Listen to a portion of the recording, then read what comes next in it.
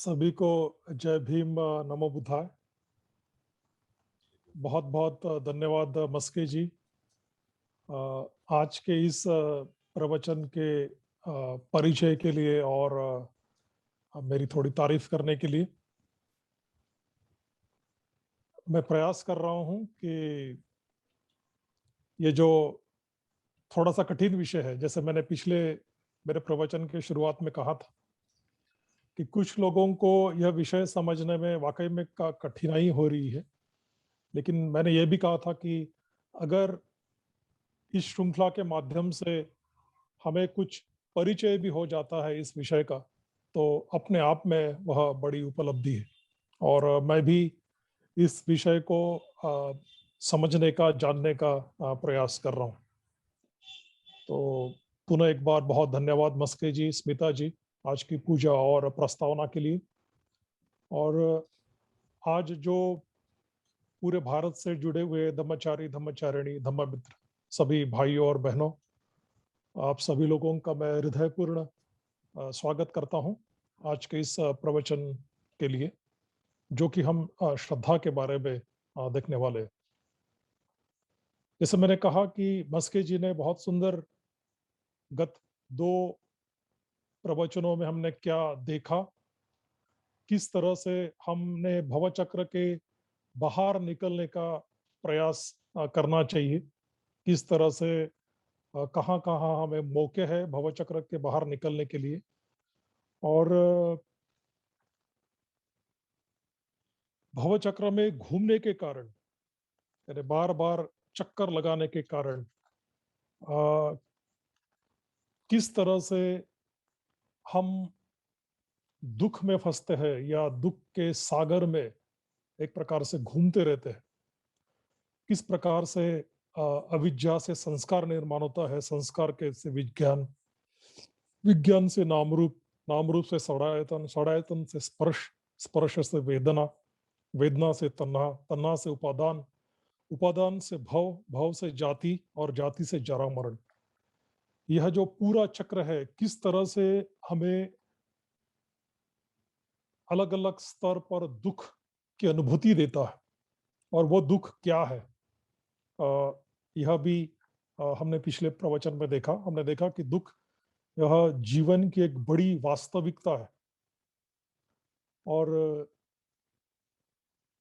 जब दुख होता है तो हमें बहुत कठिन पीड़ा अनुभव होती है। लेकिन ऐसा कहते हैं कि दुख ही या कठिन समय ही कभी कभी हमें कुछ सिखाता है।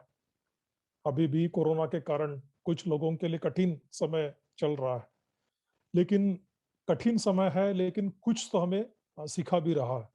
अगर हम जागृत है, अगर हम सजग है, अगर हम शांत है, स्थिर है, तो हम कुछ सीख सकते हैं।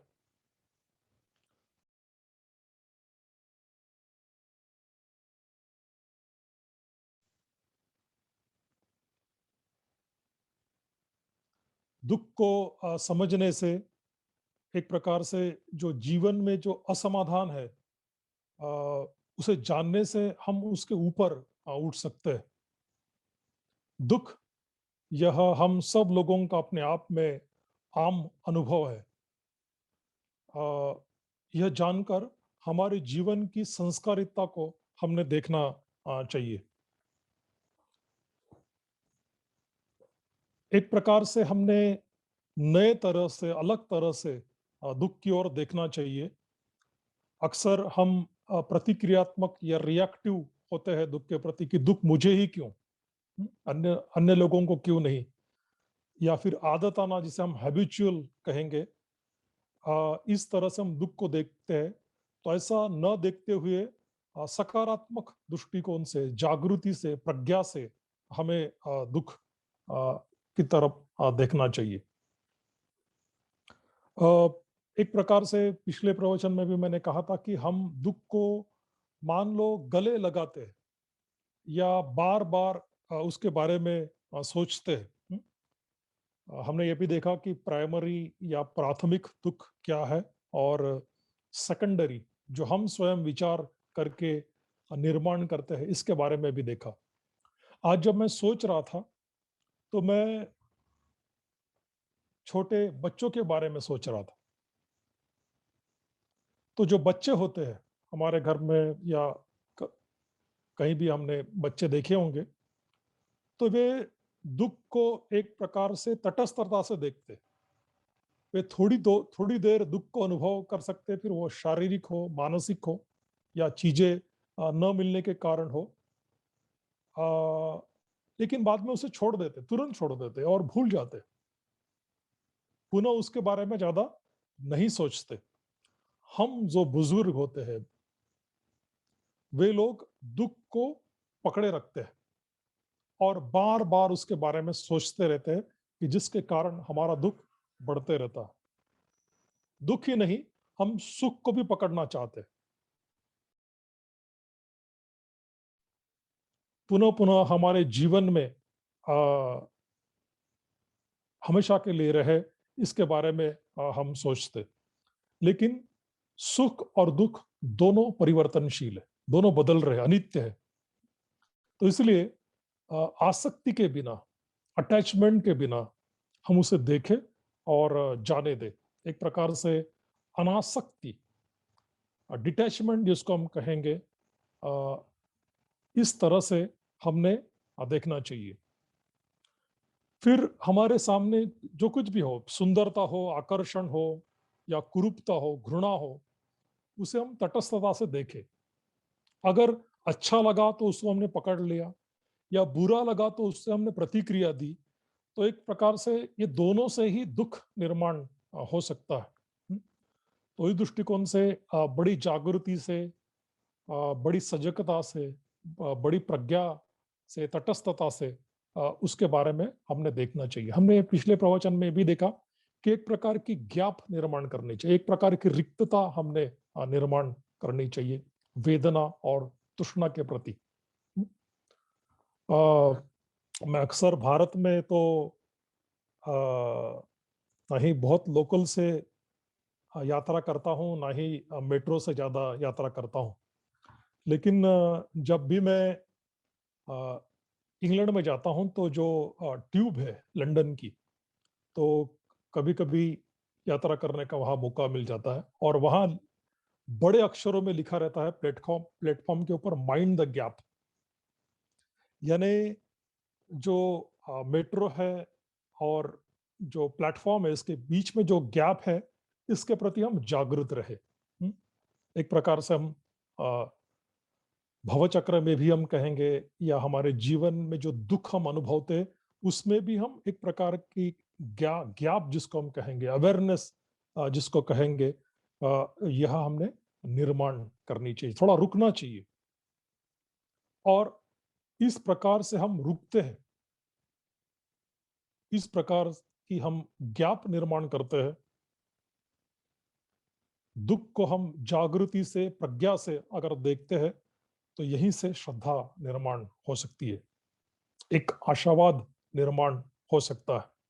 हमने दुख को देखा, दुख के कारणों को देखा, तो अगर हम जागरूक है, अगर हम प्रज्ञा से देख रहे हैं, तो ये दुख कम हो सकता है, इससे हम बाहर निकल सकते हैं। अगर कोई व्याधि है, तो व्याधि कम हो सकती है। इस तरह का विश्वास जब हमारे हृदय में निर्माण होता है, तो उसी को एक प्रकार से हम श्रद्धा कहते हैं। और इसी से हम आगे बढ़ सकते हैं, जो कि ऊर्ध्वगामी चक्राकार मार्ग की दूसरी कड़ी है। ऊर्ध्वगामी चक्राकार मार्ग एक प्रकार से पिछले कुछ प्रवचनों में कहा कि यह कुशल संस्कारिता है, पॉजिटिव कंडीशनिंग है, कि जिससे हम बुद्धत्व की ओर आगे बढ़ सकते हैं, बुद्ध बन सकते हैं। तो ऊर्ध्वगामी चक्राकामी कार मार्ग में अनुभव की एक अवस्था है, जो दूसरी अवस्था से ज्यादा प्रगत है। यानी मान लो दुख है, दुख से अगर हम श्रद्धा की ओर बढ़ रहे, तो श्रद्धा दुख की अवस्था से ज्यादा प्रगत है। या श्रद्धा से अगर हम प्रमोद की ओर आगे बढ़ रहे, तो प्रमोद एक अपने आप में परिपक्व ऐसी भावना है। उससे फिर प्रीति, प्रशब्धि, सुख, समाधि, एकाग्रता जिसको हम कहेंगे, इस तरह से एक के बाद एक अधिक विकसित, अधिक सजग, अधिक उच्चतम विकास की प्रक्रिया जिसको हम कहेंगे, वह इस तरह से ऊर्ध्वगामी यानी ऊपर जाने वाला मार्ग विकसित होता है। शुरुआत में मस्के जी ने कहा कि श्रद्धा के बारे में कुछ भ्रांतियां भी है, वो भी हम देखने का हम प्रयास करेंगे। तो कुछ लोग ऐसा कहते हैं कि दुख से ही श्रद्धा निर्माण होती है।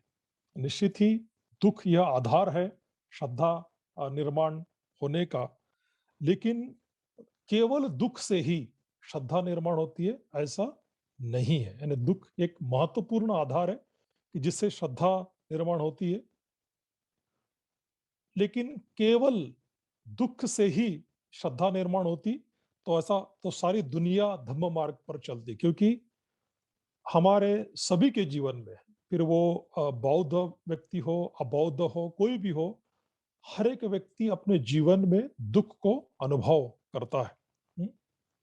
लेकिन ऐसा नहीं है कि केवल दुख से ही श्रद्धा निर्माण होती है।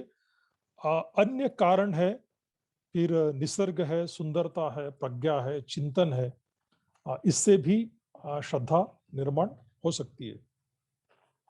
लेकिन जैसे मैंने कहा कि दुख ऐसी परिस्थिति है कि जिसके कारण श्रद्धा निर्माण होने में, चीजों को वास्तविकता देखने में या दुख से ऊपर उठने में हमें एक प्रकार से सहयोग होता है। असमाधान के कारण, असंतुष्टि के कारण हम समाधान, संतुष्टि ढूंढना चाहते हैं। असुरक्षितता के कारण हम सुरक्षितता ढूंढना चाहते हैं। एक प्रकार से हर एक व्यक्ति कुछ न कुछ खोज रहा है। वो क्या खोज रहा है और कैसे खोजना है, यह उसे पता नहीं है। हम सब लोग, हम सब प्राणी पूर्ण सुरक्षितता, समाधान एक प्रकार से प्राप्त करना चाहते हैं, और वही हम खोज रहे हैं कि हम पूर्ण रूप से सुरक्षित, समाधानी और संतुष्टि किस तरह से हो सकते हैं। और इसलिए हम चीजों को अपने आजू बाजू में इकट्ठा करते हैं, एक प्रकार से जिसे पाली भाषा में प्रपंच कहा गया है, कि संसार निर्माण हम अपने आजू बाजू में करते और उसमें सुरक्षितता, स्थिरता, समाधान खोजने का प्रयास करते। लेकिन हमने पिछले प्रवचन में देखा कि जो बाहरी चीजें हैं वह हमें पूर्ण रूप से समाधान नहीं दे सकती। जो बुद्धत्व है, जो बुद्ध धम्म संघ है, त्रिरत्न है, वही हमें एक प्रकार से पूर्ण समाधान, पूर्ण सुरक्षितता दे सकता है।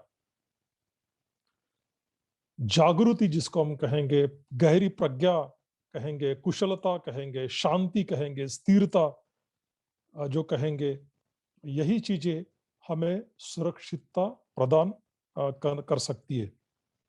इंद्रिय सुखों से नहीं, बल्कि शील, समाधि और प्रज्ञा के आचरण से प्राप्त किया हुआ सुख हमें अधिक समाधानी दे सकता है। इंद्रियों से प्राप्त किया हुआ सुख एक प्रकार से क्षणिक होता है, टेम्पररी होता है, अल्प प्रभाव वाला होता है। लेकिन जो शील, समाधि और प्रज्ञा के आचरण से प्राप्त किया हुआ सुख, यह ज्यादा आनंददायी होता है और हमारे साथ दीर्घ काल टिकने वाला होता है। तो इस प्रकार से अगर हम सुख कहाँ ढूंढ रहे हैं, अगर हम धम्म में सुख ढूंढते हैं, तो एक प्रकार से उससे श्रद्धा निर्माण हो सकती है। तो श्रद्धा क्या है, यह हम देखने का प्रयास करेंगे। श्रद्धा यह बात है कि जो हमारे जीवन में जो रिक्तता है, जो खालीपन है, उसे भर सकती है। श्रद्धा का अर्थ होता है सत्य पर अपना हृदय रखना। श का अर्थ होता है रखना,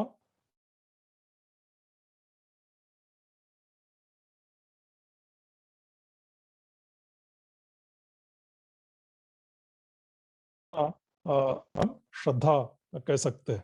पूज्य उर्गेन संघरक्षित जी, जो त्रिरत्न बौद्ध महासंघ के संस्थापक है, लिखते हैं, श्रद्धा का अर्थ हमने हमें जो सर्वोत्तम सर्वोच्च है उसका दुनिया में जो सर्वोत्तम है, क्या कहते हैं संघरक्षित जी, कि हमें जो बेस्ट है, जो सर्वोत्तम है, अल्टीमेट है, उसका जो दुनिया में सर्वोत्तम है, सर्वोच्च है, उसके प्रति दिया गया प्रतिसाद, रिस्पॉन्स जिसको हम कहेंगे। तो इस तरह से श्रद्धा हमारा त्रिरत्नों के प्रति दिया हुआ प्रतिसाद या विश्वास है।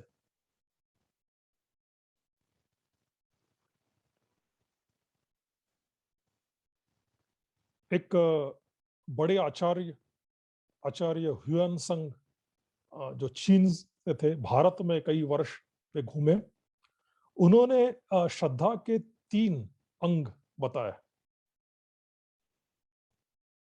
श्रद्धा यानी क्या है, इसके बारे में उन्होंने लिखा है। तो वे कहते हैं कि श्रद्धा सत्य को दिया गया प्रतिसाद है। यानी जैसे मैंने शुरुआत में ही कहा था कि श्रद्धा का अर्थ ही होता है कि सत्य पर अपना हृदय रखना। तो पूज्य आचार्य ह्युएन संग कहते हैं कि श्रद्धा का मतलब सत्य को प्रतिसाद है, सत्य के ऊपर अपना हृदय रखना है। दूसरी बात पूज्य आचार्य ह्युएन संग कहते हैं कि श्रद्धा का मतलब जो गुण है, वर्च्यूज है, क्वालिटीज है, उसको भी प्रतिसाद है। यानी हम, कोई अच्छा बोल रहा है, कोई सरल बोल रहा है, कोई मधुर बोल रहा है, कोई तर्कपूर्ण बोल रहा है, कोई जोड़ने वाली भाषा बोल रहा है, कोई लोगों को हितकारी भाषा, हितैषी भाषा बोल रहा है, तो उसको हम प्रतिसाद देते हैं, रिस्पॉन्स करते हैं। तो जो भी गुण, फिर वो मैत्री का गुण हो, मधुर वाणी का गुण हो, दान का गुण हो, शांति का गुण हो, स्थिरता का गुण हो, जो भी गुण हो, करुणा हो, उन गुणों को प्रतिसाद, रिस्पॉन्स जिसको हम कहेंगे, वह भी श्रद्धा कहलाती है। और तीसरी बात पूज्य आचार्य ह्युएन संग कहते हैं कि श्रद्धा का मतलब होता है क्षमता में विश्वास, कि किसी में कुछ क्षमता होती है, या हम जो नहीं है वह बन सकते हैं, ऐसी ऊर्जा होती है। तो उस ऊर्जा के प्रति, उस क्षमता के प्रति दिया हुआ प्रतिसाद या उसमें, उस क्षमता में विश्वास होना भी एक प्रकार की श्रद्धा है। पूज्य उर्गेन संघरक्षित जी और बहुत सारे हमारे वरिष्ठ धर्मचारी कहते हैं कि जो मैत्री है वह, उसका और एक मतलब हो सकता है कि आप क्या है यह देखने के बजाय आप क्या हो सकते हैं, आपकी क्षमता क्या है, आप क्या बन सकते हैं, इसमें विश्वास होना, यानी एक प्रकार से मैत्री होना है। तो कौन व्यक्ति आज क्या है यह देखने के बजाय उसमें क्या पोटेंशियल है, उसमें क्या क्षमता है, वह क्या बन सकता है, इसके प्रति जागरूक होना, इसको प्रतिसाद देना भी एक प्रकार की श्रद्धा हम देखते हैं। तो हमने देखना चाहिए कि हम हमारे जीवन में किस बात को प्रतिसाद देते हैं। नकारात्मकता को प्रतिसाद देते हैं, ऊंचे लोगों को प्रतिसाद देते हैं, ऊंचे यानी बड़े लोग, अमीर लोग, या किस बात को ज्यादा रिस्पॉन्स करते हैं, या गुणों को रिस्पॉन्स करते हैं, या सत्य को रिस्पॉन्स करते हैं, यह हमने देखने का प्रयास करना चाहिए। आचार्य नागार्जुन, जो प्रज्ञा के शून्यता के पंडित जाने जाते हैं, वे कहते हैं कि धम्म जीवन का आरंभ श्रद्धा से होता है। यानी जो प्रज्ञा के बारे में प्रसिद्ध है, जो शून्यता के बारे में प्रसिद्ध है, शून्यता भी एक प्रकार से प्रतीत समुत्पादी है। तो वे कहते हैं कि धम्म जीवन की का आरंभ, धम्म जीवन की शुरुआत श्रद्धा से होती है। तो इतनी महत्वपूर्ण ऐसी श्रद्धा एक भावना है। अलग अलग जगह हम श्रद्धा को देख सकते हैं पाली साहित्य में, फिर वो पंच धम्मेंद्रिय हो, श्रद्धा, वीर्य, स्मृति, समाधि और प्रज्ञा। पांच बल है, ऊर्ध्वगामी चक्राकार मार्ग में हम देख सकते हैं, सम्यक संकल्पों में हम देख सकते हैं, कई जगह श्रद्धा को हम देख सकते हैं। और जैसे हम देखने का प्रयास कर रहे हैं कि श्रद्धा हमारे आदर्श को दिया गया, यानी बुद्ध धम्म संघ को दिया गया हुआ एक भावनिक प्रतिसाद है। तो ऐसे कई तरह से हम श्रद्धा के बारे में देख सकते हैं कि श्रद्धा क्या है। हम आगे देखेंगे कि श्रद्धा क्या नहीं है। अक्सर बौद्ध धर्म के की ओर जब देखा जाता है तो बौद्ध धर्म एक बुद्धिवादी धर्म है, या एक ऐसी विचारधारा है कि जो विज्ञान पर आधारित है, या दर्शन है, फिलोसॉफी है। इस तरह से बौद्ध धर्म की ओर अक्सर देखा जाता है, और इसलिए बौद्ध धर्म में श्रद्धा का कोई स्थान नहीं है, इस तरह से कुछ लोग कहते हैं। या कुछ लोग ऐसा भी कहते हैं कि श्रद्धा तो कम बुद्धि वाले, यानी जिनको अक्ल कम है, बुद्धि नहीं है, कम बुद्धि है या अक्ल कम है, ऐसे लोगों का काम है कि वो श्रद्धा से सूत्र पठन करते रहे, पूजा करते रहे, अपनी भक्ति को अभिव्यक्त करते रहे। इस तरह से कुछ लोग सोचते हैं, या कुछ लोग सोचते हैं कि श्रद्धा विकसित करना या श्रद्धा अभिव्यक्त करना महिला तथा बुजुर्गों का कार्य है। तो इस तरह से श्रद्धा के बारे में कई सारी भ्रांतियां, कई सारी एक प्रकार से संभ्रम हमें दिखाई देते हैं। श्रद्धा एक दृष्टिकोण से अंध भक्ति नहीं है, ना ही व्यक्ति पूजा है। और जैसे मैंने कहा कि श्रद्धा अगर ये भावना से दिया हुआ प्रतिसाद है, तो केवल यह भावना ही नहीं है, इससे कई अधिक है। आगे हम अधिक देखने का प्रयास करेंगे। श्रद्धा दो तरह से हम देख सकते हैं। अगर श्रद्धा जागृत है, सकारात्मक है, प्रज्ञा प्रज्ञा पर आधारित है, तो वह उसे हम धर्म छंद कह सकते हैं। यानी धर्म की ओर बढ़ने वाली या बुद्धत्व की ओर बढ़ने वाली श्रद्धा, इस तरह से हम देख सकते हैं। अगर श्रद्धा में जागृति नहीं है, नकारात्मक, श्रद्धा में जागृति नहीं तो एक प्रकार से अंधश्रद्धा हो गई, नकारात्मकता है, तो वह काम छंद हो सकता है, जिसे हम इंद्रिय आसक्ति कहते हैं। तो इस तरह से श्रद्धा में जागृति होना बहुत जरूरी है। तो हम आगे देखते हैं कि जैसे मैंने कहा कि श्रद्धा महज एक भावना या इमोशन नहीं है। तो श्रद्धा के तीन अंग बताए गए कि अलग अलग तीन तरह से श्रद्धा को हम देख सकते हैं, या तीनों बातें उसमें अंतर्भूत, अंतर्निहित होना जरूरी है। तो पहली पहली बात है, श्रद्धा क्या है?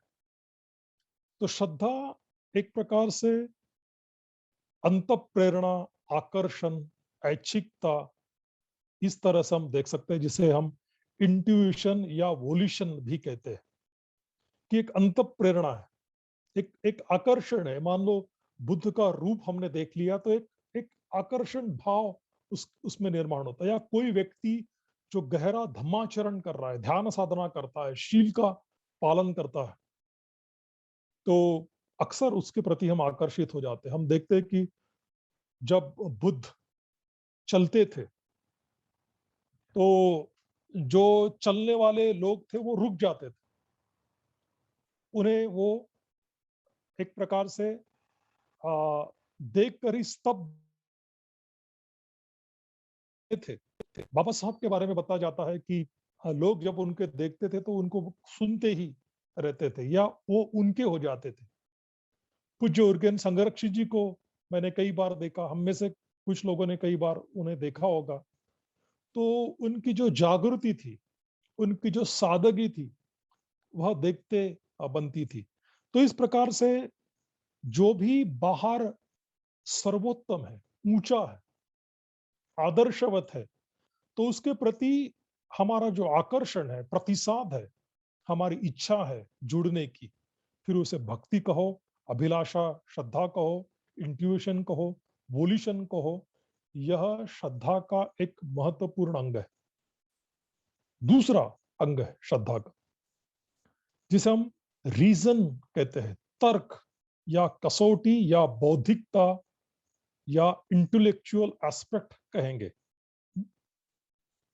तो किसी बात को केवल अंतःप्रेरणा है, अच्छा लग रहा है, हो सकता है शुरुआत में कोई चीज हमें अच्छी लगे, लेकिन अच्छी लगने के बाद हम तर्क के आधार पर, बौद्धिकता के आधार पर, कसौटी के आधार पर उसको जांचते और परखते, जिसे हम इंटेलेक्चुअल या रीजन भी कहेंगे कि उसके कारण क्या है। उस चीज को हम गहराई से समझने का प्रयास करते। एक प्रकार की यह प्रज्ञा है कि अगर सत्य हो, गुण हो, क्षमता हो, अगर हमें देखनी है तो केवल हम इंट्यूशन या अंतःप्रेरणा या आकर्षण इसके ऊपर न रहते हुए हम इंटेलेक्चुअल और रीजन से, तर्क और कसौटी या बौद्धिकता से उसे हम समझने का या उसे प्रतिसाद देने का हम प्रयास करते हैं, जिसे हम चित्तस्थ प्रसाद प्रज्ञा भी कहते हैं। तो ये भी एक प्रज्ञा का अंग है। तीसरा अंग है वह है एक्सपीरियंस, जिसको हम कहेंगे। केवल इंट्यूशन, वोल्यूशन, अंतःप्रेरणा, आकर्षण, भक्ति, अभिलाषा, ऐच्छिकता ही नहीं, तर्क, कसौटी, बौद्धिकता ही नहीं, तो अपने अनुभव के आधार से, एक्सपीरियंस के आधार पे, भावना के आधार से उसे देखना, अपने हृदय में धारण करके भीतर उसको गहराई से अपने अस्तित्व से अनुभव करना, यह भी श्रद्धा का एक महत्वपूर्ण अंग है। जिस तरह से हम गुणों से किसी के प्रभावित हो जाते हैं और वो गुण अपने आप में विकसित करते हैं, तो इस प्रकार से तीन अलग अलग तरह से हम प्रज्ञा को देखना चाहिए, या यूं कहेंगे कि ये तीन जो बातें हैं वह प्रज्ञा में अंतर्निहित होनी चाहिए। प्रज्ञा केवल भावना नहीं है, प्रज्ञा केवल तर्क नहीं है, प्रज्ञा केवल अंतःप्रेरणा नहीं है, बल्कि इन सारी चीजों से मिलकर प्रज्ञा होती है। और ऐसा कहते हैं कि प्रज्ञा हमारी एक प्रकार से छोटी अंतर्दृष्टि है, इनसाइट है, एक प्रकार से बुद्धत्व का बीज है। उसको हमने पूर्ण रूप से विकसित किया तो पूरी तरह से अंतर्दृष्टि हम अपने आप में विकसित कर सकते हैं। श्रद्धा को अन्य कुछ तरह से भी देखा गया है। श्रद्धा को दान, मैत्री, करुणा की अभिव्यक्ति के रूप में भी देखा गया है। श्रद्धा को जो विचिकित्सा है, जो पहले तीन बंधन है कि जो हमें श्रोतापन्न बनाते हैं, या जिससे हमारे धर्म चक्षु खुलते हैं, या जो तीन बंधन तोड़ने से हम उसके पश्चात जो लोकोत्तर ऊर्ध्वगामी चक्राकार मार्ग है, आज हम लौकिक या जिसे हम मंडेन कहते हैं, वह ऊर्ध्वाकार चक्राकार मार्ग देख रहे हैं कि जिसकी शुरुआत दुख और श्रद्धा से हुई, और जब हम यथाभूत ज्ञान दर्शन प्राप्त करेंगे तो एक प्रकार से वहां से लोकोत्तर प्रतित्य समुत्पाद या लोकोत्तर जो मार्ग है उसकी शुरुआत होती है। तो उसमें से एक बंधन जो है, जिसे हम विचिकित्सा कहते हैं, शंका कुशंका कहते हैं, तो इसको अगर कम करना, इसके ऊपर उपाय अगर कुछ ढूंढना है तो श्रद्धा या उसके ऊपर एक शक्तिशाली उपाय के रूप में हो सकता है। श्रद्धा को हम धार्मिक ग्रहणशीलता, स्पिरिचुअल रिसेप्टिविटी जिसको हम कहेंगे, वह कह सकते हैं। एक विनम्रता है। अगर हम में ग्रहणशीलता नहीं है, विनम्रता नहीं है, तो हम कुछ नया सीख नहीं सकते। तो उस दृष्टिकोण से हम श्रद्धा के बारे में देख सकते हैं कि यह एक प्रकार से ग्रहणशीलता है, जो परम सत्य है, सर्वोच्च सत्य है, उसके प्रति जो असीमता है, मर्यादा अमर्यादता है, उसके प्रति खुलापन, उसके प्रति विनम्रता, अपने आदर्शों के प्रति खुलापन, इस दृष्टिकोण से हम श्रद्धा को कह सकते हैं। हम श्रद्धा कब तथा कैसे अनुभव कर सकते हैं? हमने देखा कि श्रद्धा क्या है, हमने श्रद्धा की क्या नहीं है, हमने श्रद्धा के अलग अलग गुण देखे, कसौटियां देखी। तो अब हम देख सकते हैं कि श्रद्धा हम कब तथा कैसे अनुभव करते हैं।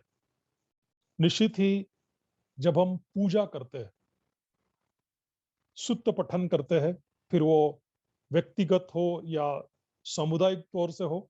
अभी हमने त्रिशरण और पंचशील, सकारात्मक पंचशील का एक साथ हमने पठन किया। तो अगर हर एक शब्द को समझकर, केवल जो तोते होते हैं, जो चीजें दोहराते हैं, उस प्रकार से नहीं, बल्कि हर एक शब्द को जागृति से सोच समझ के, फिर वो बुद्धं शरणं गच्छामि हो, धम्मं शरणं गच्छामि हो, संघं शरणं गच्छामि हो, या पानाति पाता वेरमणि हो, हर एक शब्द का हम अर्थ समझते, उसके गहराई को हम अगर समझते और पूरे समर्पित भाव से, पूरी निष्ठा से, पूरी लगन से, पूरे विश्वास से अगर हम शुद्ध पठन करते हैं, तो उससे श्रद्धा हमारे में निर्माण हो सकती है।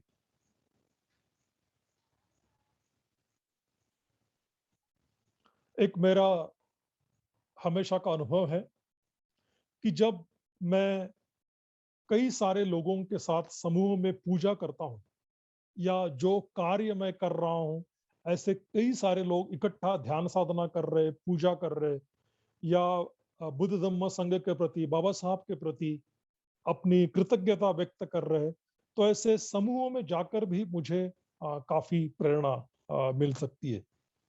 तो आप लोगों का भी अनुभव होगा कि जब भी हम नागपुर में दीक्षा भूमि में जाते हैं, या दादर में, मुंबई में चैत्य भूमि में जाते हैं, फिर वो आगरा हो, दिल्ली हो, बोध गया हो, यहाँ अगर हम जाते हैं, हमारे जैसे हजारों सैकड़ों लोगों को देखते, लाखों लोगों को देखते हैं, तो उन्हें देखकर भी मानो एक विशाल श्रद्धा में, असीमता में, अमर्यादता में हम एक प्रकार से अपने आप को समा दे रहे हैं। तो हम वहाँ एक विशालता का, अमर्यादता का अनुभव कर सकते हैं, कि जो हमारे स्व के या हमारा जो छोटा अनुभव उसके ऊपर है। तो वह भी एक श्रद्धा का रूप है। इससे भी श्रद्धा निर्माण होती है। जो अलग अलग बौद्ध तीर्थ स्थल है, जहाँ बुद्ध होकर गए, जहाँ बुद्ध चले, फिर वो लुम्बिनी हो, बोध गया हो, सारनाथ हो, श्रावस्ती हो, कुशीनारा हो, जहां जहां भी बुद्ध गए, वहां अगर हम जाते हैं या डॉक्टर बाबा साहब अम्बेडकर जहां जहां गए, वहां अगर हम जाते हैं, उस भूमि का हम दर्शन करते हैं, उस भूमि को अभिवादन करते हैं, तो उससे भी हमारे हृदय में, हमारे मन में श्रद्धा, विश्वास, भक्ति निर्माण हो सकती है। गहरे धम्म अध्ययन से अगर हम भगवान बुद्ध की शिक्षा, डॉक्टर बाबा साहब अम्बेडकर की शिक्षा, पूज्य अर्गेन संगरक्षित जी ने जो कुछ भी बताया, उसको हम गहराई से समझते हैं, उसका अध्ययन करते हैं, उसके ऊपर चिंतन करते हैं, तो उसे भी आ, हमारी श्रद्धा विकसित हो सकती है। और एक महत्वपूर्ण बात है कि जो अक्सर हम नहीं करते, वो है इमेजिनेशन। कल्पना के माध्यम से भी हम श्रद्धा विकसित कर सकते हैं। हम अक्सर इंद्रियों से जो देखते हैं, जो अनुभव करते हैं, वही सत्य है, बाकी सब झूठ है, ऐसा हम कहते हैं। लेकिन कुछ चीजें हमारे इंद्रिय अनुभूति से ऊपर हो सकती है। जब हम इतिपिसो भगवा अरहं सम्मा संबुद्धो विद्या चरण संपन्नो सुगतो लोक विदु अनुत्तरो पुरिस दम्म सारथी सत्ता देव मनुष्यानो बुद्धो भगवाती। यानी इस प्रकार से बुद्ध के 9 गुणों का विशेषण, उनका अनुमोदन हम करते हैं, तो यह महज हमारे लिए शब्द नहीं है कि बोल दिया काम खत्म हो गया। तो यह बुद्धों के 9 विशेष ऐसे गुण हैं। फिर वो अरहत कैसे है, सम्मा संबुद्धो कैसे है, विद्या और आचरण, वो परिपूर्ण आचरण और परिपूर्ण प्रज्ञा से कैसे युक्त है, वो अनुत्तर सर्वश्रेष्ठ कैसे है, इस दुनिया के सर्वश्रेष्ठ भूमिपुत्र कैसे है। इस तरह से कल्पना के माध्यम से, इमेजिनेशन के माध्यम से अपने आप को हमने खुला किया, तो शायद कुछ बातें हम आम हमारे इंद्रियों से अनुभव नहीं करते, वह भी अनुभूति, वह विशालता, वह अमर्यादता, वह असीमता शायद हम कल्पना के माध्यम से, इमेजिनेशन से हम अनुभव कर सकते हैं। क्योंकि ऐसा कहते हैं कि इमेजिनेटिव पावर जो होता है, उसमें बड़ी शक्ति होती है। कल्पना में बहुत बड़ी शक्ति होती है। तो उसका उपयोग करके भी, फिर हम सुत्त पठन कर रहे हो, कोई सुत्त का अध्ययन कर रहे हो, या किसी प्रवचन को हम सुन रहे हो, तो हमारी कल्पना को भी हमने खुला करना चाहिए। तो इस तरह से कल्पना के माध्यम से, इमेजिनेशन से भी हम हमारी श्रद्धा विकसित कर सकते हैं। जैसे शुरुआत में मैं कह रहा था कि श्रद्धा केवल दुख से ही निर्माण नहीं होती, बल्कि और सकारात्मक चीजें करने से, जैसे अभी मैं कह रहा हूँ कि पूजा करने से भी होती है। ऐसे कुछ इनडायरेक्ट वे, अप्रत्यक्ष माध्यम है। फिर हम निसर्ग के सानिध्य में हो, अच्छा संगीत सुनते हो, आर्ट गैलरी को, म्यूजियम को भेंट दे रहे हो, सुंदर कुछ देख रहे हो, तो उसे भी हम में, हमारे मन की जो विशालता है, वह विकसित हो सकती है। इस प्रकार से हमारे जीवन में श्रद्धा या इमेजिनेशन नहीं है, भक्ति नहीं है, तो हमारा जीवन शुष्क, जिसे हम ड्राई कहते हैं, वह हो सकता है। और धम्म जीवन में हम बहुत अधिक आगे नहीं जा सकते। मैंने बहुत सारे लोगों को देखा है कि उनके सिर बहुत बड़े हो गए, यानी उन्होंने बहुत पढ़ा है, लेकिन उनका हृदय बहुत छोटा हो गया, बहुत रिजिड, स्टिक जिसको हम कहेंगे, सख्त जिसको हम कहेंगे, खुले नहीं है, अमर्याद नहीं है, लचीले नहीं है। हाँ? इस तरह से हो जाता है। तो जैसे हमें बुद्धिमत्ता की जरूरत है, उसी प्रकार से जो भावनिक मृदुता जिसको हम कहेंगे, भावनिक जो जिसको हम विकास कहेंगे, श्रद्धा जिसको हम कहेंगे, वह भी होना जरूरी है।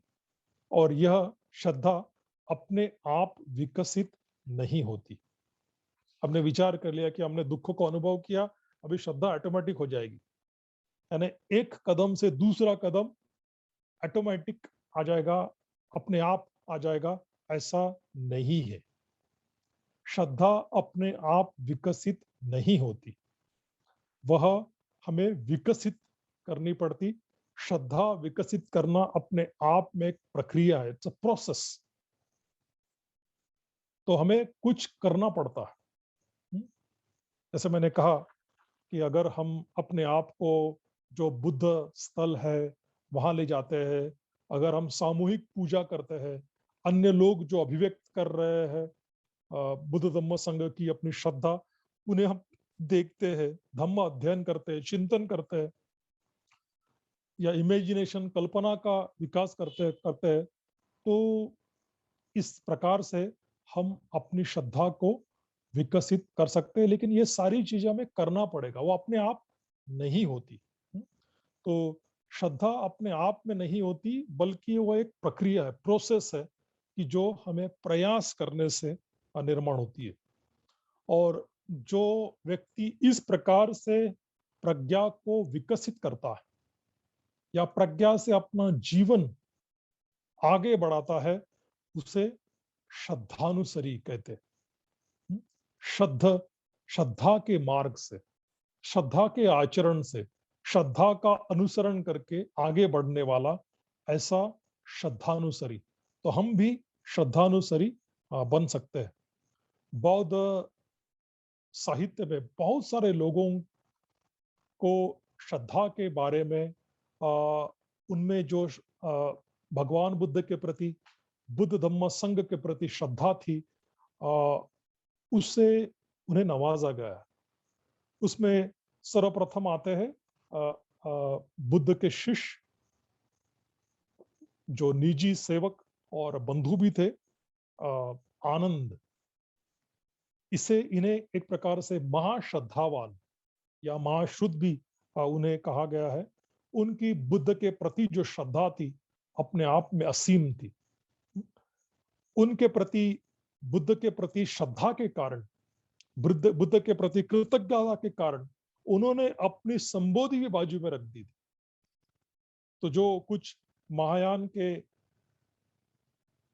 चाहने वाले हैं, महायान का आचरण करने वाले हैं, वह भगवान बुद्ध के बाद आनंद को बोधिसत्व मानते हैं, कि उन्होंने बुद्ध के सेवा करने के लिए, धम्म की सेवा करने के लिए, अपने अपना अपना जो स्वयं की जो प्राप्ति है, उसको भी बाजू में रख दिया।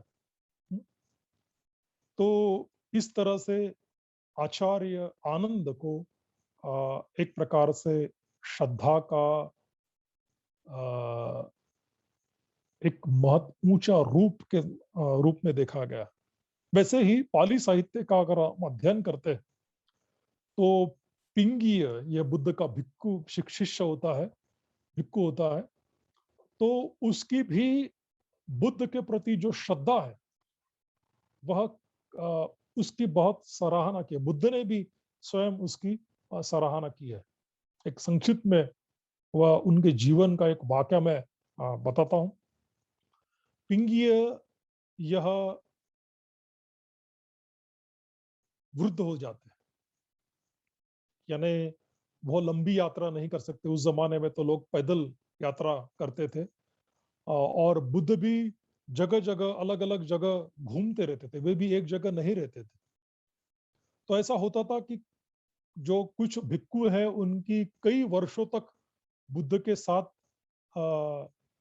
ऐसी भेंट नहीं होती थी।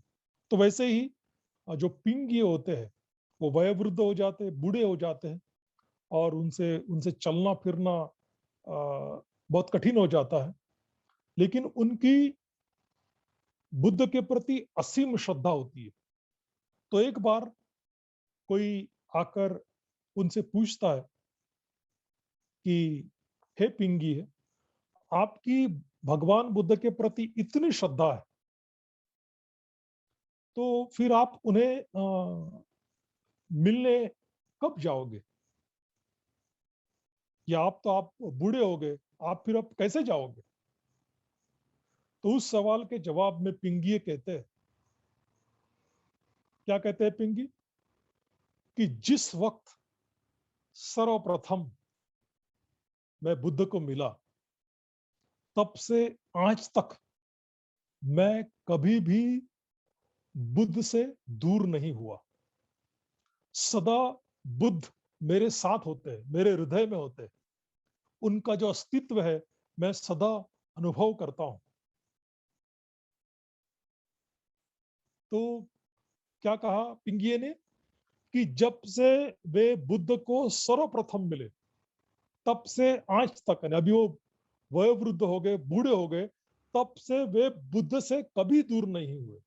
भले ही शरीर से, रूप काया से बुद्ध के शरीर को उन्होंने नहीं देखा है, लेकिन धर्म काया से, धर्म के माध्यम से, उनके जो मनोकाया है, उसके माध्यम से वे सदा बुद्ध के साथ रहते थे। तो इस प्रकार की पिंगिये की श्रद्धा थी, और बुद्ध कहते हैं कि इसी श्रद्धा से उन्हें संबोधि प्राप्त हो सकती है। तो पाली साहित्य में पिंगिये की जो श्रद्धा है, उसे भी बड़ा सराहा गया है। साथ ही अनाथ पिंडक सुदत्त, जिसको हम पहली बार वो सुनते हैं कि भगवान बुद्ध आ रहे, तो केवल बुद्ध का नाम सुन के ही बड़े वे आनंदित हो जाते हैं और वे सो नहीं पाते। तो इस प्रकार से कई सारे उदाहरण बुद्ध साहित्य में भगवान बुद्ध के प्रति या बुद्ध धम्म संघ के प्रति जो हमारी श्रद्धा है, जो अभिलाषा है, उसे व्यक्त करते हैं। तो उस प्रकार की श्रद्धा हम हमारे हृदय में भी हम विकसित कर सकते हैं। ऐसा कहते हैं कि श्रद्धा अगर हम विकसित कर सकते हैं अपने आप में, अपने हृदय में, श्रद्धा अगर हम विकसित करते हैं, तो हमारी जो बंदिस्त, जो ब्लॉक एनर्जी जिसको हम कहेंगे, कई सारे तरह से, फिर वो अस्पष्टता के कारण, भय के कारण, अकुशल कर्म करने के कारण, कई सारे चीजों के कारण, हमारे ऊपर नकारात्मक संस्कार होने के कारण, कई सारे कारणों से हमारी शक्तियां बंदिस्त हो जाती है, या हमने कभी खोले नहीं उसे।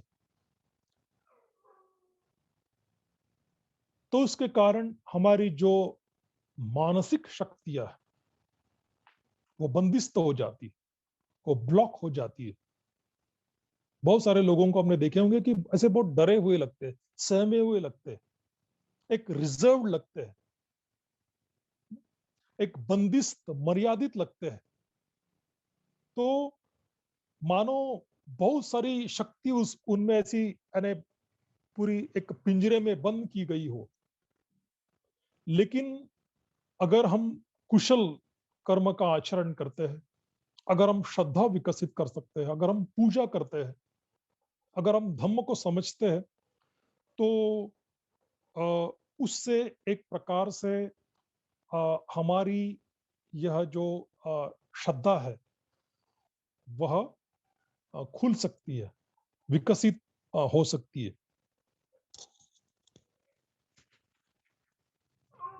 या दूसरे शब्द में हम कहेंगे कि जैसे हमारी शक्तियां बंदिस्त होती है, ब्लॉक होती है, वैसे हमारी शक्तियां बहते भी रहती है।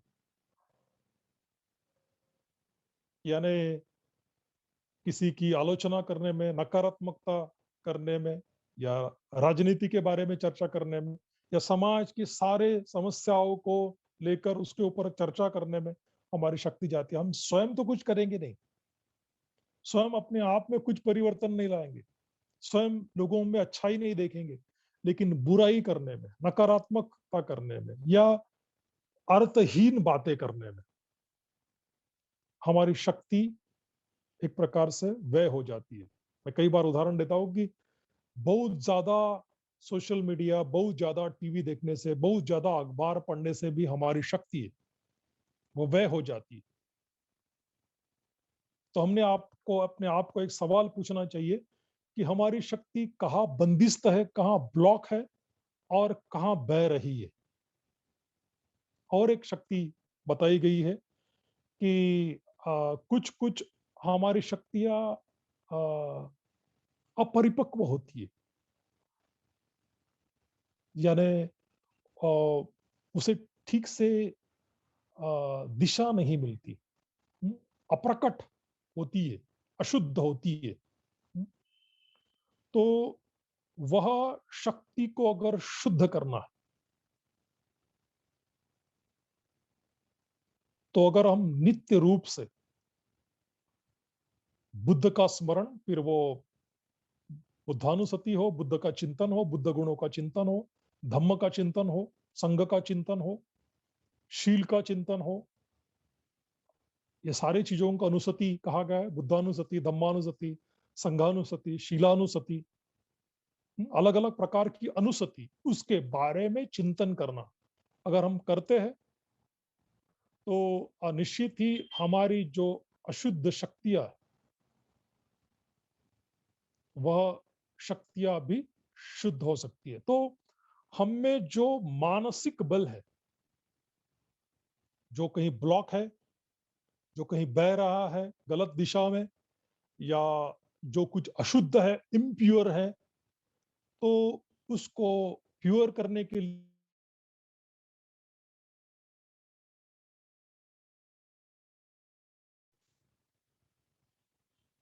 अगर वो ब्लॉक हो तो प्रवाहित करने के लिए, और अगर वो बह रहा है तो उसे उचित दिशा देने के लिए। तो ये सारी चीजें अगर हमारे मानसिक शक्तियों को दिशा देना है, शुद्ध करना है, खुला करना है, तो उसके लिए भी श्रद्धा, पूजा, जिसको हम कहेंगे भक्ति, इसकी बड़ी हमें मदद होती है। अंत में ये श्रद्धा क्या है या किस तरह से होती है, तो इसके बारे में विमल कीर्ति निर्देश सूत्र, यह महायान का एक बहुत बड़ा ग्रंथ है, और उसमें श्रद्धा क्या है इसके बारे में बहुत सुंदर वर्णन किया है। वो इतना बड़ा है कि अगर मैं पढ़ूं तो उसमें कई मिनट लग सकते हैं, लेकिन संक्षिप्त में मैं बताने का प्रयास करूंगा और मेरा प्रवचन मैं यहाँ समाप्त करूंगा। तो इस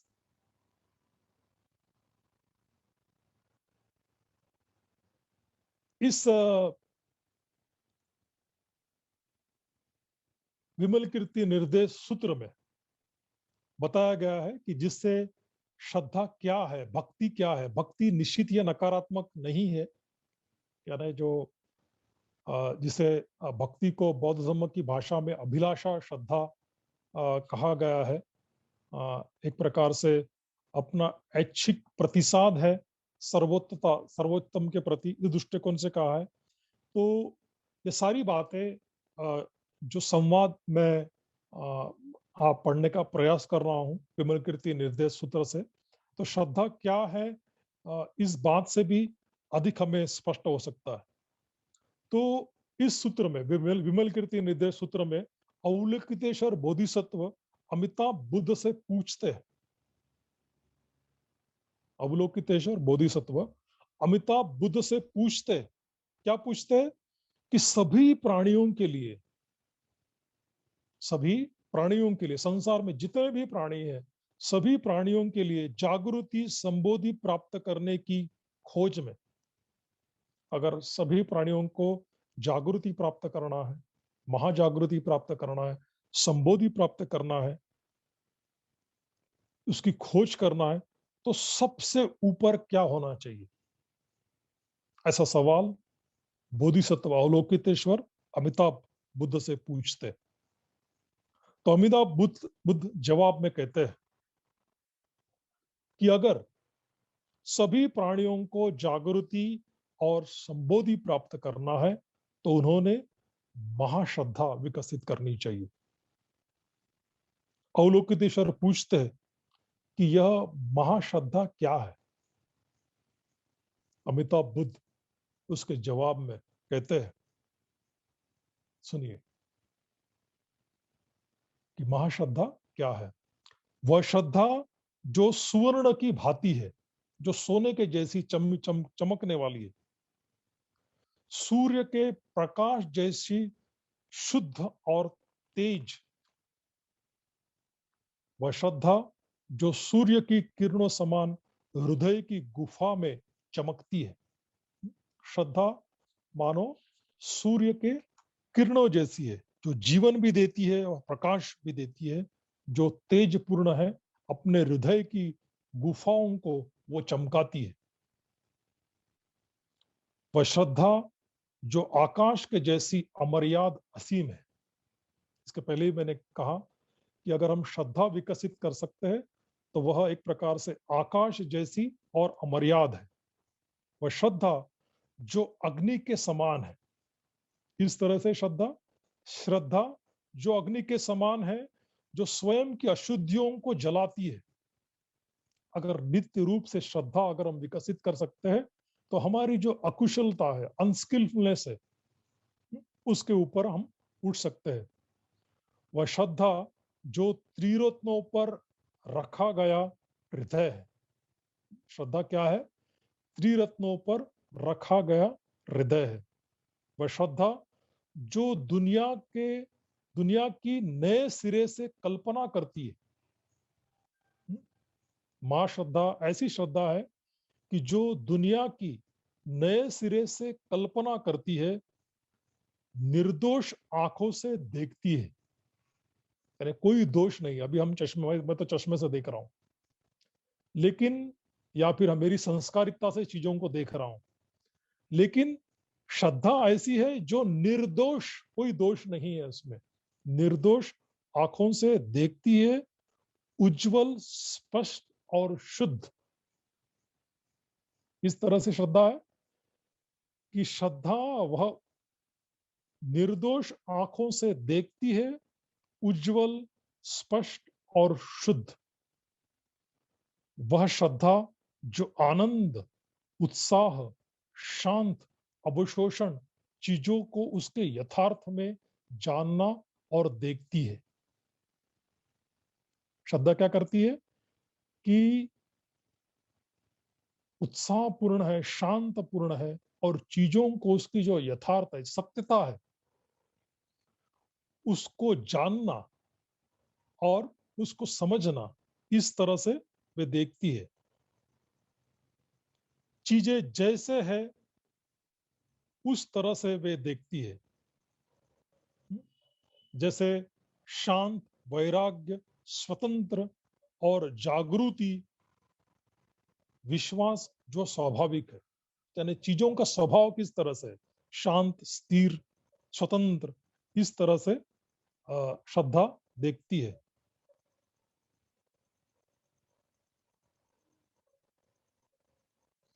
वह श्रद्धा जो प्यालों के समान भर जाती है और फिर भर जाता है, वह विश्वास जो वसंत ऋतु के समान है। यानी श्रद्धा को एक प्रकार से वसंत ऋतु कहा गया, जिसे बहार निर्माण होती है।